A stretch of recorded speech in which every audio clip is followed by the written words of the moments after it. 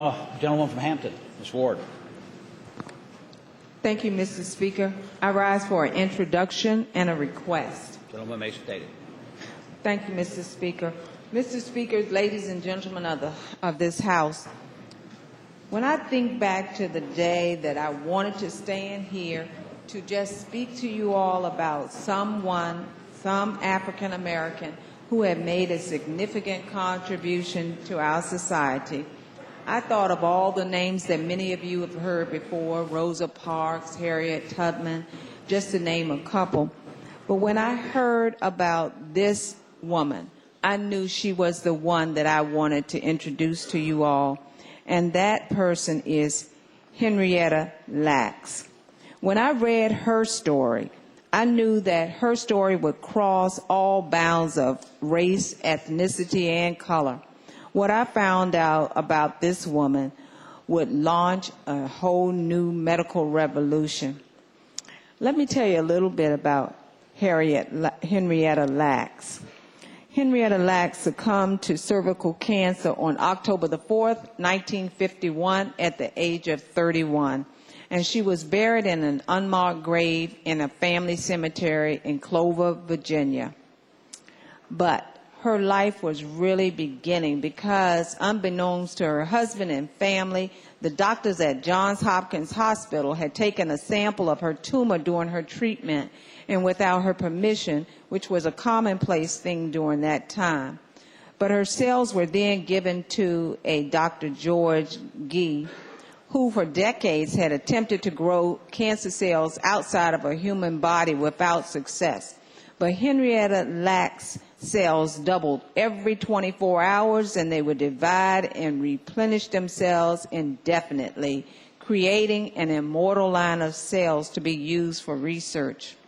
Today, over 60 years since Henrietta Lacks' cells continue to grow and develop. They have even traveled in space. They have advanced medical research in fertility and genetics and the understanding and treatment of cancer and AIDS, and have contributed to the invention of the first effective polio vaccine by Dr. Jonas Salk.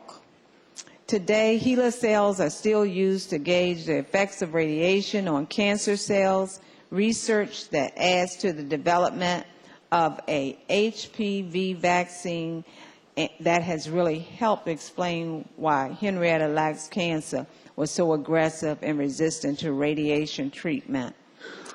This morning, Mr. Speaker and ladies and gentlemen of the House, we are so privileged to have the family of Henrietta Lacks joining us in this chamber today. And I'll ask if they would stand and ask that you give them a very warm welcome. And first of all, I'd like to ask for her granddaughter, Jerry Lacks Y, to stand along with her husband, Tom Y. Also, we have David and Lawrence Lacks, Henrietta Lacks' sons, Kim Lacks. They're also traveling with their reverend, who is here from Clover, Virginia. We also have, and if I miss your name, just stand. We also have the Vice Dean of Clinical Investigation from Johns Hopkins School of Medicine, and Daniel Ford, and Communications Manager Andrea Lively, all representatives from Johns Hopkins Hospital.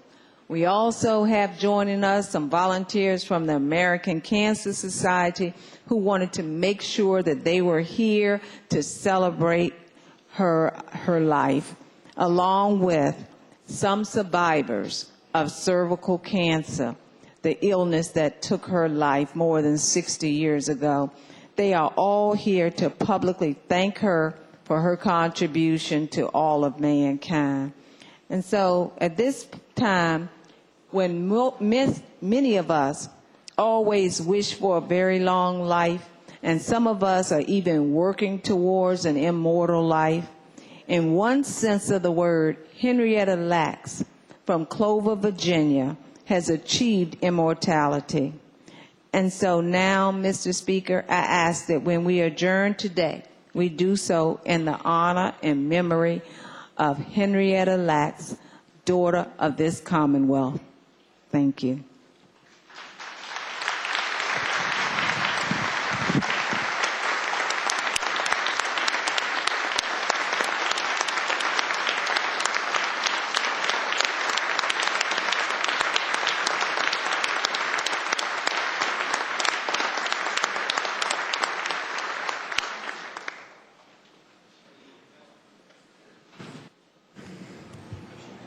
The gentlewoman from Hampton, Ms. Ward, moves that when the House adjourn today, it adjourn in the honor and the memory of Henrietta Lacks.